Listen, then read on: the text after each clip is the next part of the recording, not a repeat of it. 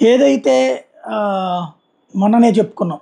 IAS conferred ఐఏఎస్‌లకి సంబంధించి వ్యవహారాన్ని Telugu Desam objection raise చేసింది. చంద్రబాబు గారు స్వయంగా లేఖ రాశారు కేంద్ర ఎన్నికల సంఘానికి. ఇప్పుడు ఈ టైంలో ఎంపిక చేయడం కరెక్ట్ కాదు. రేపు ప్రభుత్వం మారిపోతుంది. మేమొచ్చాక చేస్తాం అన్నటువంటిది ఈ టైంలో చేయడం కరెక్ట్ కాదని. దాంతో జవహర్ రెడ్డి గారు ముందస్తుగా జరపాలన్నటువంటి అంటే జూన్ 6కి జరపాలన్న దాన్ని ముందస్తుగా జరపాలనుకున్నటువంటి దాన్ని ఆపివేస్తూ జూన్ 3rd వీక్‌కి వాయిదా వేస్తూ నిర్ణయం తీసుకున్నది ఎన్నికల సంఘం.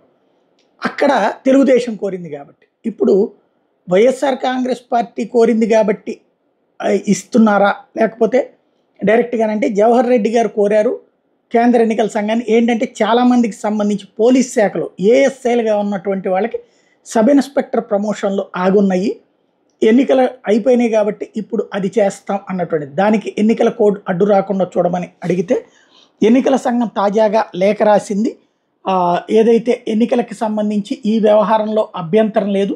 ఏఎస్ఐలని ఎస్ఐలుగా పోస్టులు ప్రమోట్ చేయడానికి సంబంధించినటువంటి దాంట్లో అడ్డమేమీ లేదన్నటువంటిది తేల్చెప్పింది. దాంతో ఇప్పుడు ప్రమోషన్స్ పెద్ద ఎత్తున జరగబోతున్నాయి. దీన్ని మరి తెలుగుదేశం పార్టీ ఏమైనా అబ్జెక్ట్ రైజ్ చేస్తుందా? ఎందుకంటే తాము అధికారంలోకి వచ్చాక కొంతమందికి ఇవ్వాలనుకుంటుంది కాబట్టి ఏమైనా చేస్తుందా చూడాలి.